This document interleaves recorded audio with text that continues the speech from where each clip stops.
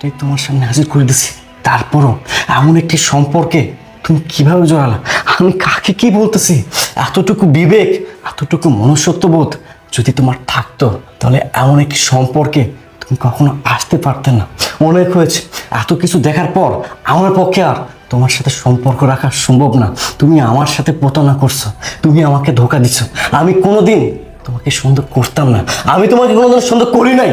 But ইদানিং তোমার যে বিহেভিয়ার, তাতে আমার কেন জানি মনে হয়েছে তুমি আমার সাথে ঠকাচ্ছ, তুমি আমার সাথে প্রতারণা করতেছ। আমি কোনো কিছু ধরতে পারতেছিলাম না।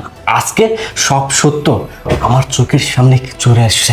সি সি, আমার ভাবতে অবাক লাগতেছে যে মানুষটাকে আমি এত ভালোবাসতাম, যে মানুষটার সমস্ত শখ আলাদা আমি পূরণ করলাম, সে মানুষটা কিনা আমাকে ছেড়ে অন্য একটা মানুষের সাথে সম্পর্কে জড়াইছে।